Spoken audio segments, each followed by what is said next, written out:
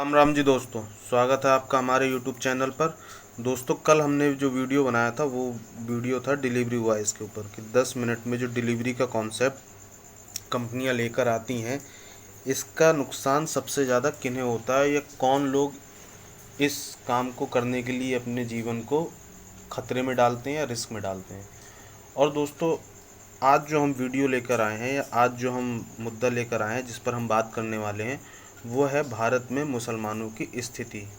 कि आज भारत देश के अंदर और बाहर, बाहर से मेरा मतलब ये है कि अन्य देशों में, चाहे वो इस्लामिक राष्ट्र हों या गैर इस्लामिक राष्ट्र, वहाँ एक तरीके का नैरेटिव, एक तरीके का परसेप्शन चलाया जा रहा है पिछले 10 सालों से। जब से सरकार परिवर्तित हुई है भारत में, तब से एक नैरेटिव, एक परसेप्शन चलाया जा रहा है कि भारत का मुसलमान खतरे में है। भारत के मुसलमान को जान माल हर चीज़ का खतरा है। अभिव्यक्ति की आज़ादी नहीं है, उसके बोलने पर रोक है, उसके दैनिक क्रियाकलापों में उसको रोक टोक का सामना करना पड़ रहा है। इस तरीके का झूठा नैरेटिव, एक फ़रेब, एक ढकोसला, एक ढोंग पूरी दुनिया में दिखाने की कोशिश की जा रही है। और इस काम को करने में मौजूदा जो विपक्ष है और उस विपक्ष के जो सबसे बड़े नेता हैं राहुल गांधी और उनके आसपास के जो गठबंधन के अलाइज़ हैं, चाहे ममता हो गई, चाहे अखिलेश हो गए, चाहे स्टालिन हो गए, चाहे फारूक अब्दुल्ला हो गए, उमर अब्दुल्ला हो गए, मुफ्ती हो गए, कोई भी आम आदमी पार्टी वाले हो गए, जो भी उनके अलाइज़ हैं, वो सब पिछले 10 सालों से छाती पीट पीट कर यही रो रहे हैं कि मुसलमान को इस देश में खतरा है, मुसलमान इस देश में सुरक्षित नहीं है। तो हाँ, आप लोगों से एक चीज़ और पूछना चाहूँगा।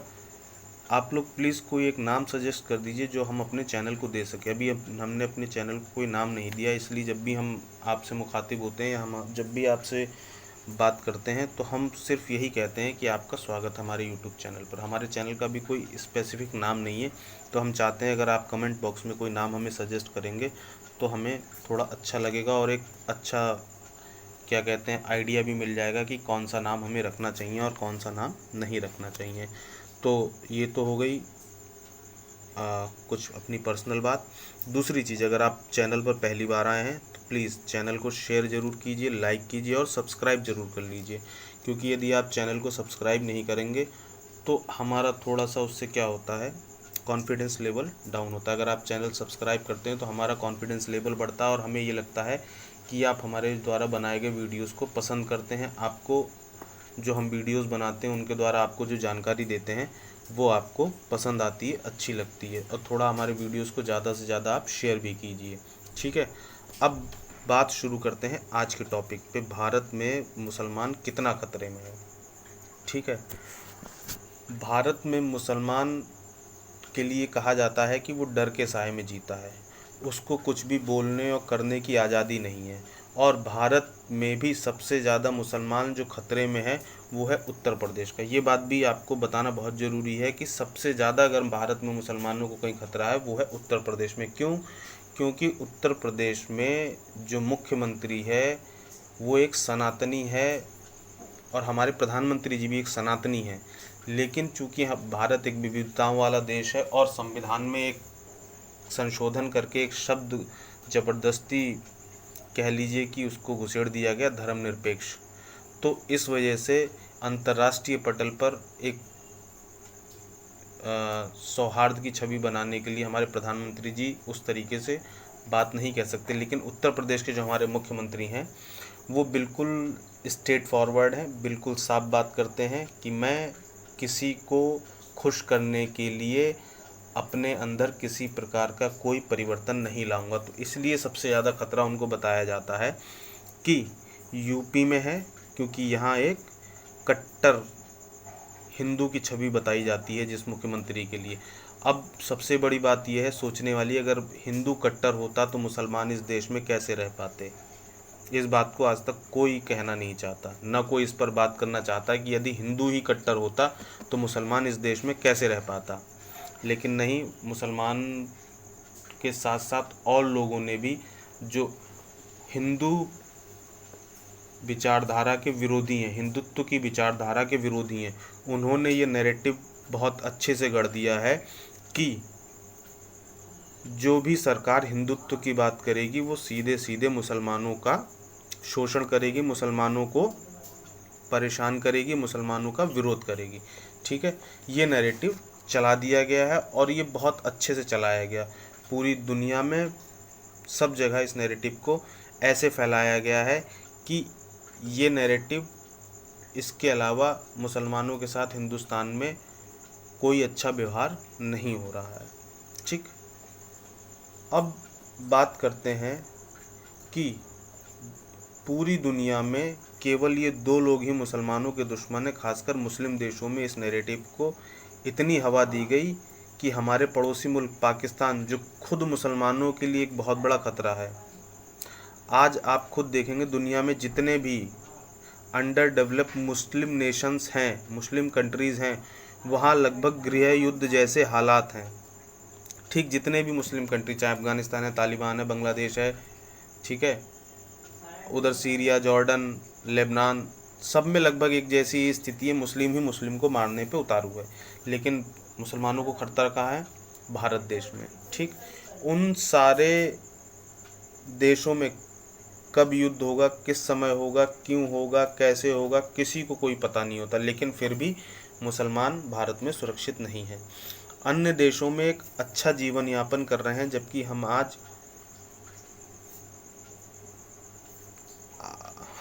हम आज के युग में देख रहे हैं कि किस तरह से मुसलमान लोगों को माइंड वॉश कर कुछ असामाजिक तत्व उन्हें समाज की मुख्य धारा से तोड़कर उन्हें कट्टरता और जिहाद की शिक्षा देते हैं।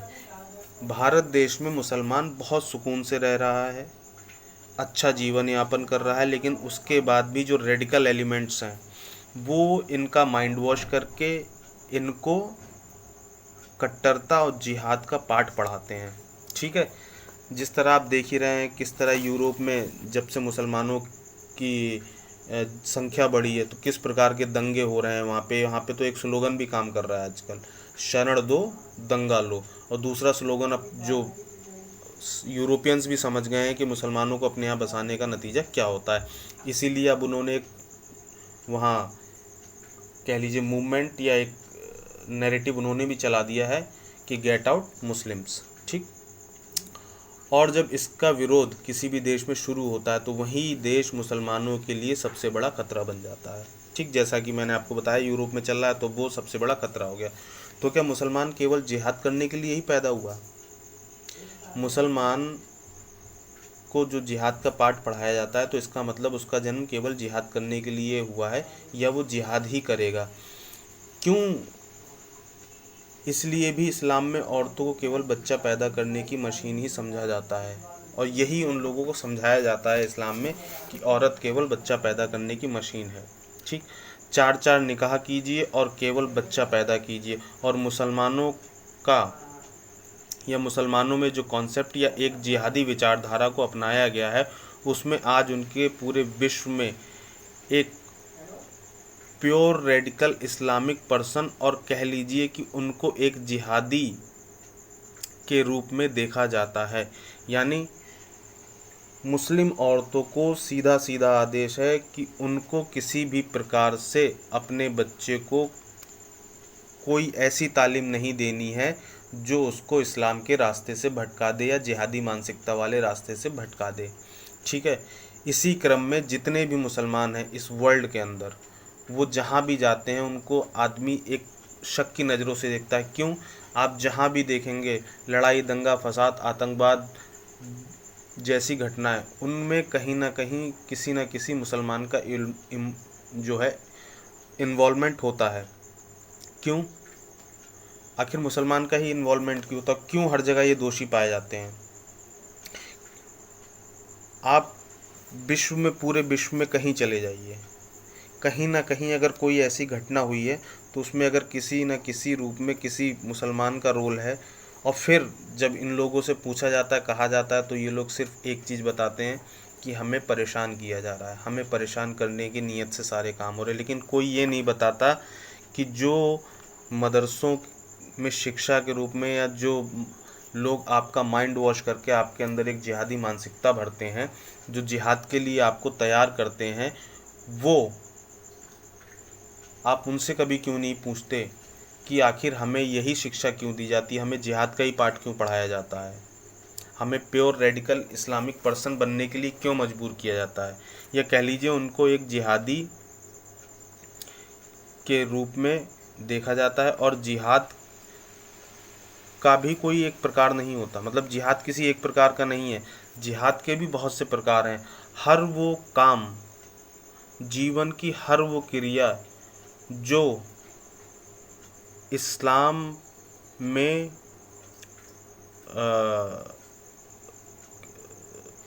उसको क्या बोलेंगे, जो इस्लाम में मान्य, जिस जीवन के जिस क्रियाकलाप की इस्लाम में मान्यता ना हो, उस क्रियाकलाप को अगर कोई करता है जो इस्लाम में मान्य नहीं है, तो वो काफिर ही होगा। जो इस्लाम को मानता है, जो इस्लाम के अकॉर्डिंग बिहेव कर रहा है, वो मोमिन है, लेकिन जो इस्लाम के अगेंस्ट बिहेव कर रहा है वो काफिर है।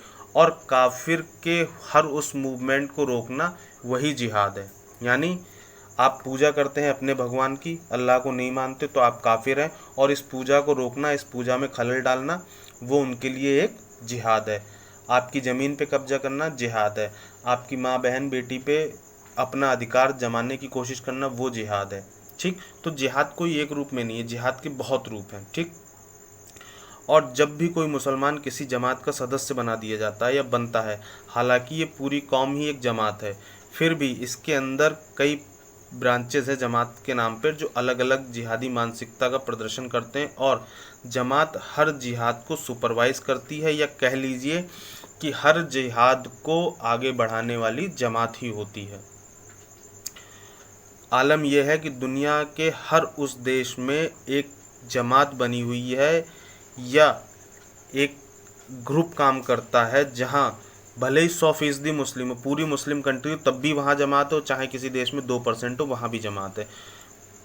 तो ये लोग उस जमात, उस ग्रुप में इस तरीके से उसके कह लीजिए कि जो नियम होते हैं उनको फॉलो करते हैं, और कोशिश करते हैं दूसरा भी उसे उसी प्रकार से फॉलो करता है। अगर वो नहीं फॉलो करता है, वो अपने धर्म के अनुसार चलता है, तो वो इनके लिए काफिर है।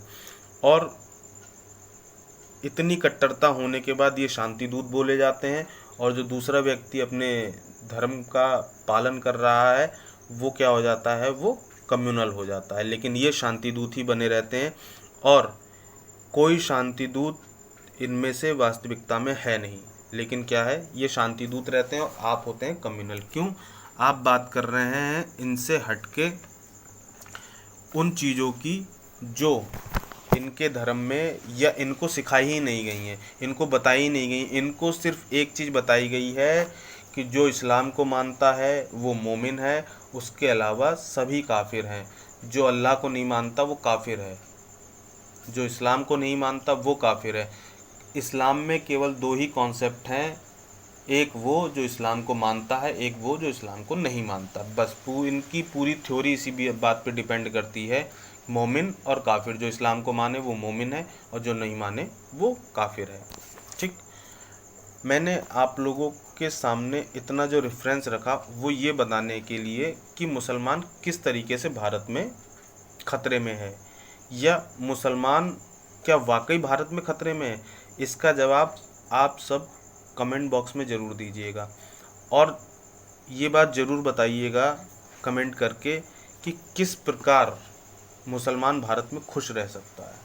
ठीक, वो खतरे में तो है, ये तो पूरा विश्व जान चुका है कि जितना खतरा मुसलमानों को भारत में है उतना खतरा शायद ही किसी अन्य देश में हो।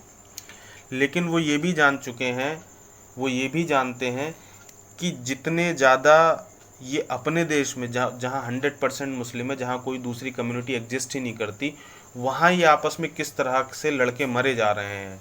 वहाँ तो कोई काफिर नहीं है क्योंकि सभी अल्लाह के मानने वाले। तो ये किसने इनको सिखाया है, या ये फिर इनको तालीम कहाँ से मिली कि जो 100% मुस्लिम कम्युनिटीज़ हैं या मुस्लिम देश हैं, वहाँ भी आपस में गृह युद्ध होते हैं, आपस में ही ये लड़के मर जाते हैं। तो फिर वहाँ क्यों लड़के मर रहे हैं, ये बात आज तक किसी ने नहीं समझाई। ना इस बात का कोई जवाब देना चाहता कि जिन देशों में ये न्यूनतम है या सेकंड लार्जेस्ट कम्युनिटी है या 10% है या 5% है या 20% है, लेकिन उसके बाद वहाँ काफिर और मोमिन का कॉन्सेप्ट समझ में आ जाता है कि चलो वहाँ अल्लाह के मानने वाले नहीं हैं, आप अल्लाह को मानते हैं। लेकिन जहाँ 100% मुस्लिम कम्युनिटी है, जहाँ शरिया कानून भी चलता है, जहाँ सारे काम होते हैं, फिर वहाँ आपस में ये लड़के क्यों मर रहे हैं? और वो भी खासकर उन देशों में, मैं फिर जिक्र कर रहा हूँ, उन देशों में जो अंडर डेवलपिंग कंट्रीज़ हैं। तो आप खुद सोचिए कि ये लोग या जिनके कहे में ये लोग चलते हैं, सो कॉल्ड जो इनके धर्म गुरु होते हैं, या कह लीजिए जो इनके आइडियल पर्सन्स होते हैं या जो इनके रोल मॉडल्स होते हैं, उनके किसी के बच्चे आज तक किसी रेडिकल वायलेंस में कहीं मारे गए नहीं। उनके सबके बच्चे अच्छी शिक्षा हासिल करके गैर इस्लामिक मुल्कों में अपना जीवन यापन कर रहे हैं, गैर इस्लामिक मुल्कों में अपना जीवन यापन कर रहे हैं और एक ऐशो आराम भरी ज़िंदगी जी रहे हैं। लेकिन ये जो निचले तबके का मुसलमान है, इसको केवल जिहादी बनाने के लिए ही पैदा किया जाता है और इसको शुरू से मदरसे की शिक्षा दी जाती है ताकि ये जिहादी मानसिकता से कभी उबर ना पाए और ना अपने भविष्य के बारे में सोच पाए। केवल आप पाकिस्तान के अंदर इतने नेता, इतने जनरल, क्योंकि वहाँ तो डिक्टेटरशिप है एक तरीके से और सेना का ही राज होता है, तो सेना ही उस पूरे देश को चलाती है। तो उस सेना के किसी जर्नल का कोई बेटा बेटी जो इस जिहाद में शामिल हुआ हो और मारा गया हो, या पिछले 70-80 सालों में लगभग पाकिस्तान में कोई नेता, कोई जनरल ऐसा हुआ हो जिसका बेटा किसी जिहादी ग्रुप का समर्थन करते हुए, उसको लीड करते हुए उसने देश में कोई कुर्बानी दी हो या किसी देश में जाकर उसने उस जिहाद को फैलाया हो। मैं सिर्फ उन लोगों की बात कर रहा हूँ जो मुस्लिम देशों में, अंडर डेवलपिंग कंट्रीज़ में, मुस्लिम कंट्रीज़ में सबसे टॉप पे रहें। किसी का बेटा, किसी का बच्चा आपको नज़र नहीं आएगा। नज़र आएंगे तो सिर्फ वो मुसलमान जो बहुत निचले तबके के हैं, जो अपने जीवन के लिए दाल रोटी का संघर्ष करते हैं, उनको ही इस सिस्टम में बलि का बकरा बनाया जाता है। और ये बात मुसलमानों को कभी समझने नहीं दी जाएगी और ना समझने दी गई। और वही हालात भारत में बनाए जा रहे हैं कि भारत में मुसलमान खतरे में, ताकि जो जिहादी मानसिकता इनके अंदर, एक तो शुरू से ही उस तरीके का इनको वातावरण दिया जाता है, और जो थोड़ा बहुत ही आप जो और लोगों के साथ रहते हैं, घुलते मिलते हैं कम्युनिटीज़ में, उनको समझते हैं, उनकी सारी बातें समझते हैं, तो उसको इस तरीके से प्रेजेंट किया जाता है कि कहीं ये इस मानसिकता से परे उन लोगों को सही ना मान बैठें, जो कि वास्तविकता है कि सही वही लोग हैं, ये लोग नहीं। तो इन लोगों का इस बात का भी डर रहता है कि कहीं ऐसा ना हो कि मुसलमान इस्लाम को छोड़कर किसी अन्य धर्म को अपना ले और उल्टा फिर इस्लाम को ही गाली देने लगे। तो इन लोगों को इस चीज़ का भी बहुत बड़ा खतरा है। इसलिए ये नहीं चाहते, कोई नहीं चाहता कि भारत में मुसलमान संपन्न हो, सभ्य हो और देश की मुख्य धारा से जुड़े। अब आपको मैं कुछ फैक्ट्स बताऊंगा, वो अधिकार जो इस देश में सबको बराबर के मिले हुए हैं, जहां सबका बराबर का अधिकार है। वहीं से शुरू करूंगा। जितने अधिकार हिंदुओं के पास हैं उससे 2-4 ज़्यादा मुसलमानों के पास हैं। क्यों? पहला अधिकार तो यही है कि ये माइनॉरिटी हैं, जबकि ये माइनॉरिटी है ही नहीं, सेकंड लार्जेस्ट कम्युनिटी है इस देश की। ठीक, तो इन सब बातों को सुन के आप मुझे बताइएगा कैसे भारत में इस्लाम या मुसलमान खतरे में है। पहली चीज़, आबादी। भारत में जब बंटवारा हुआ था तब 3% मुसलमान थे, आज 21% मुसलमान हैं। तो जब ये खतरे में तो ये आबादी बढ़ी कैसे? और वही पाकिस्तान में 22% हिंदू था, आज 2% हिंदू रह गया। तो जब मुसलमान हिंदुस्तान में खतरे में था तो आबादी कैसे बढ़ गई? ठीक, और अगले 2 सालों में, क्योंकि जिस स्पीड से आबादी बढ़ रही है, अगले 2 सालों में ये 25% हो जाएंगे। तो जब मुसलमान भारत में खतरे में है, इस्लाम खतरे में है, तो ये 22% से 25% कैसे होंगे? पहला खतरा तो यही है कि इनकी आबादी बढ़ेगी, ये खतरे में आ गए। ठीक, अब दूसरा खतरा, दूसरा खतरा इस बात का है संपत्ति। पहली बात तो इस देश में अजीम प्रेम जी जैसे कई कई लोग बड़े बड़े व्यापारी हैं। उसके साथ साथ हमारे देश का राष्ट्रपति भी मुसलमान रह चुके हैं, डॉक्टर APJ अब्दुल कलाम साहब, और एक उपराष्ट्रपति भी मुस्लिम रहा है, हामिद अंसारी जैसा। ठीक, उसके अलावा कितने मिनिस्टर, कितने नेता, मौजूदा समय में कितने सांसद, कितने विधायक मुसलमान हैं, ये बताने की ज़रूरत नहीं है। ठीक, अब रही बात संपत्ति की। भारत में वक्फ बोर्ड के पास इस देश की तीसरी सबसे बड़ी संपत्ति का मालिकाना हक है, जो है 9.5 लाख हेक्टेयर संपत्ति, यानी 9.5 लाख एकड़ जमीन वक्फ बोर्ड के पास है। तो ये संपत्ति ही तो है। तो जब मुसलमान खतरे में है तो मुसलमान का जो एक बोर्ड, वक्फ बोर्ड, उसके पास इतनी संपत्ति कहाँ से आ गई, जो 9.5 लाख हेक्टेयर भूमि है, और मुसलमान भी खतरे में था, तब उसकी ज़मीन भी बढ़ गई। एक खतरा ये कि उसकी ज़मीन बढ़ गई, ये भी खतरा है बहुत बड़ा। आप खतरे देखते जाइए, 2 हो गए, आबादी हो गई और संपत्ति हो गई। अब तीसरा कानून। भारत एक लोकतांत्रिक देश है, ठीक, उसके बाद भी भारत में मुस्लिम पर्सनल लॉ बोर्ड बना हुआ है। देखिए, एक डेमोक्रेटिक कंट्री में एक तो संविधान होता है, उसके द्वारा कानून बनाए जाते हैं, उनके अनुसार पूरा देश चलता है, लेकिन उसके बाद भी मुस्लिम पर्सनल लॉ बोर्ड बना हुआ है, और ये कितना बड़ा खतरा है मुसलमानों के लिए। ठीक, इतना बड़ा खतरा है कि मुसलमान भारत में रहेंगे लेकिन मानेंगे शरिया का कानून, और किसी जब आपराधिक गतिविधि में शामिल हो जाएंगे तो इन्हें शरिया कानून की याद आती है, और जब ये 4 बीबी और 16 बच्चा पैदा करने की बात आती है तब इन्हें शरिया का कानून याद आता है। लेकिन जब किसी आपराधिक गतिविधि में ये लोग शामिल होते हैं तब इन्हें शरिया का कानून याद आता है। लेकिन जब कहीं पे मानवाधिकार संबंधित कोई बात होती है, जहाँ पे इनको कुछ कह लीजिए कि जहाँ पे इनके अपने अधिकारों की बात आती है, तो इन्हें वहाँ पे संविधान याद आता है कि संविधान के इस आर्टिकल में हमें ये आज़ादी मिली हुई है, हमें ये अधिकार मिला हुआ है। अब बात करते हैं संवैधानिक अधिकारों की। इनकी चौथा है अधिकार।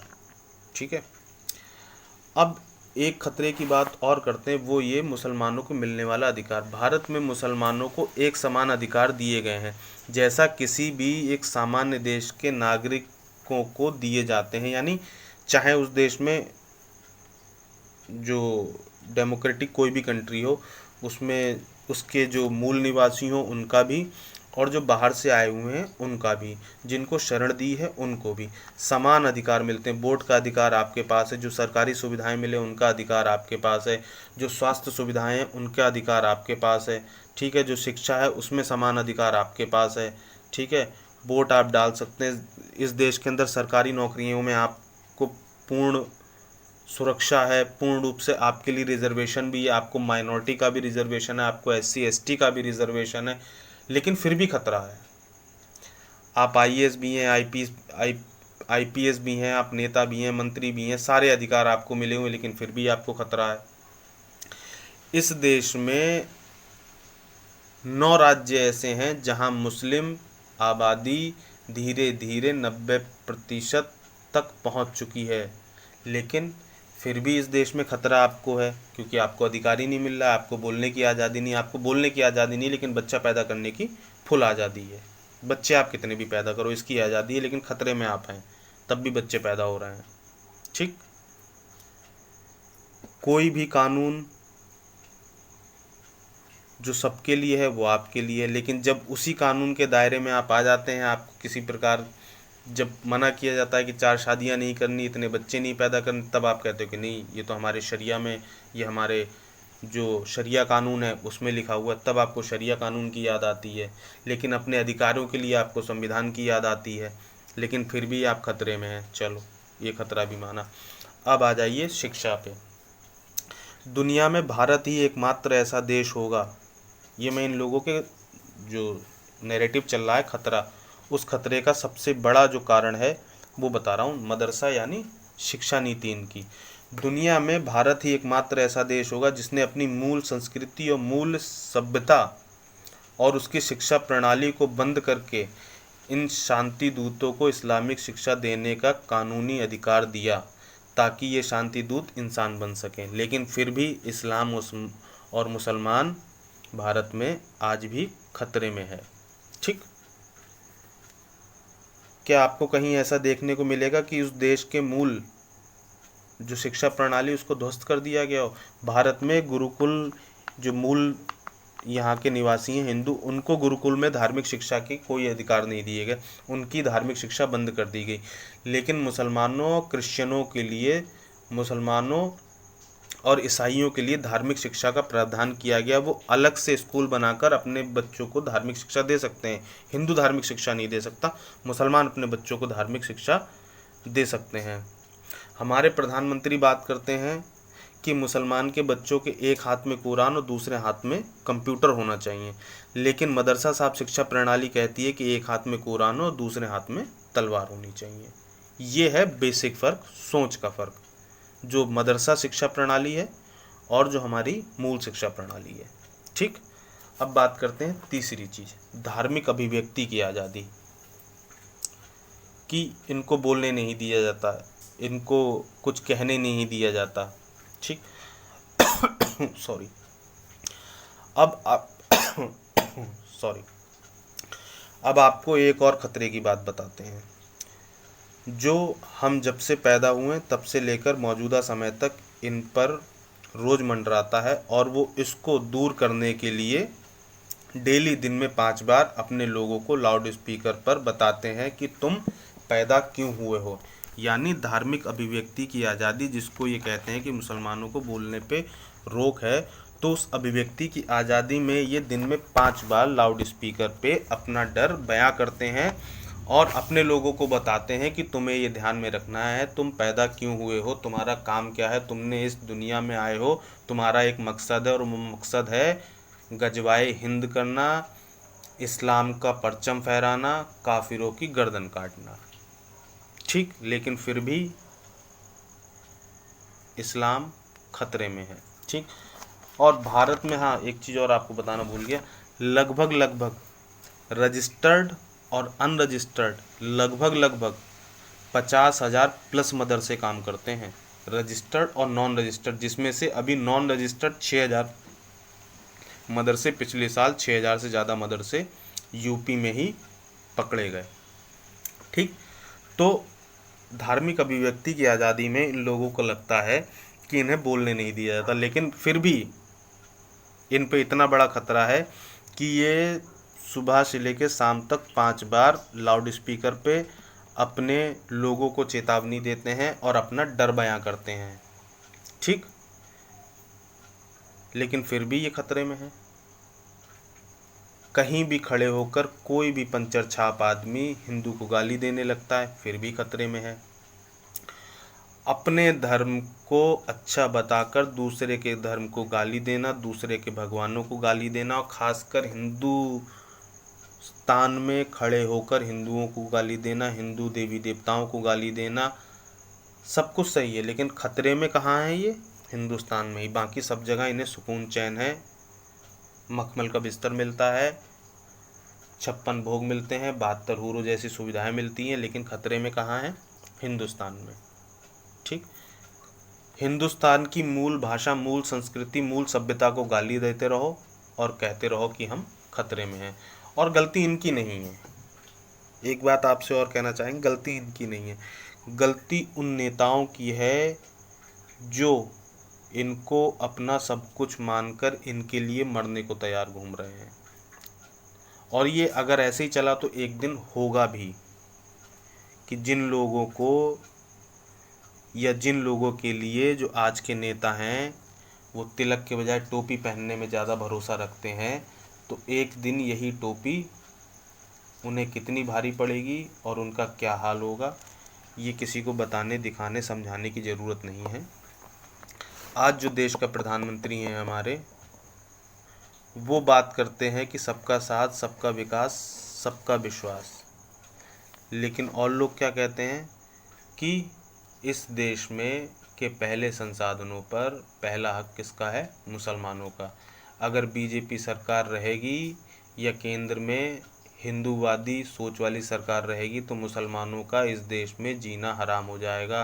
तो कोई ये बताएगा पिछले 10 सालों में कितने मुसलमान इस देश को छोड़कर चले गए, कितने मुसलमानों को मार दिया गया, कितने मुसलमानों के घर छीन लिए गए, कितने मुसलमानों को घर से निकाल दिया गया, कितने मुसलमान भूखे सो रहे हैं, कितने मुसलमानों के सर पे छत नहीं है। देश में सरकारी सुविधाओं में सबसे ज़्यादा भागीदारी मुसलमानों की है। अगर देश में मुसलमानों की आबादी 22 करोड़ है तो जिसमें से 20 करोड़ मुसलमान देश में सरकारी सुविधाओं का लाभ लेता है, चाहे वो शिक्षा से संबंधित हो, स्वास्थ्य से संबंधित हो, व्यवसाय से संबंधित हो, घर से संबंधित हो, राशन से संबंधित हो, किसी से संबंधित कोई सुविधा हो, उसका देश का 90% मुसलमान लाभ लेता है। और फिर भी इस देश में मुसलमान खतरे में हैं। अब बात करते हैं इनकी धार्मिक स्थल की। ठीक, तो आज भारत में लगभग 8 से 10 लाख मस्जिदें हैं, 8 से 10 लाख मस्जिद, लेकिन फिर भी भारत में मुसलमान खतरे में हैं। अब आप ये हिसाब लगाइए कि जिस देश में एक मुस्लिम देश में, पाकिस्तान में इतनी मस्जिदें नहीं हैं, बांग्लादेश में इतनी मस्जिदें नहीं हैं, और सिर्फ पूरे विश्व में इंडोनेशिया एक ऐसा देश है जिसमें 10 लाख से ज़्यादा मस्जिदें हैं। उसके बाद भारत दूसरे नंबर का देश है जिसमें लगभग 8 से 10 लाख मस्जिदें हैं। लेकिन इतना सब कुछ होने के बाद भी इस देश में मुसलमान खतरे में हैं। तो ये कैसी विडंबना है, कैसा दोगलापन है, कैसी एक दोयम दर्जे की राजनीति या दोयम दर्जे की मानसिकता है कि जिस देश में मुसलमानों की आबादी दूसरी सबसे बड़ी आबादी है, दूसरी सबसे बड़ी आबादी, फिर भी ये माइनॉरिटीज़ का लाभ ले रहे हैं लेकिन मुसलमान खतरे में हैं। ये SC ST का भी लाभ ले रहे हैं फिर भी मुसलमान खतरे में हैं। ये किसी भी कानून को नहीं मानते फिर भी ये लोग खतरे में हैं। और जब कानून की बात आती है तो ये अपने शरिया कानून की बात करते हैं, लेकिन जब उसी कानून के तहत कोई एक्शन होता है तब ये संविधान की बात करने लगते हैं। तो इनको, जो इनके रोल मॉडल हैं, आइडियल लोग हैं, वो इनको एक चीज़ क्यों नहीं समझा पा रहे हैं कि ये दोहरी मानसिकता में जीवन क्यों जी रहे हो। कहीं तो एक जगह खड़ा होना पड़ेगा ना। अब बात करते हैं कब्रिस्तानों की। ठीक, धार्मिक स्थल हो गए, अब कब्रिस्तान पे आ जाइए। देश के अंदर, अब मैं चेक कर रहा था विकिपीडिया पे या वक्फ बोर्ड पे, अभी मुझे कहीं मिला नहीं। देश के अंदर केवल दिल्ली में 488 कब्रिस्तान है, केवल दिल्ली शहर के अंदर 488 कब्रिस्तान है। तो इससे आप लगा लीजिए कि पूरे देश में कब्रिस्तानों की संख्या कितनी होगी। जब केवल दिल्ली जैसे शहर में 488 कब्रिस्तान हैं तो पूरे देश में कब्रिस्तान की संख्या कितनी होगी। तो दोस्तों, मैंने आपको इनके खतरे की कितनी निशानियां बताई। पहली इनकी खतरा इनको किससे है? आबादी से। दूसरा इनकी संपत्ति, तीसरा इनके कानून, चौथा इनके अधिकार, पांचवें इनकी मदरसा शिक्षा, और छठी इनकी धार्मिक अभिव्यक्ति, चौथे इनके धार्मिक स्थल, और पांचवें, धार्मिक स्थल और इनके कब्रिस्तान। अब इतना सब कुछ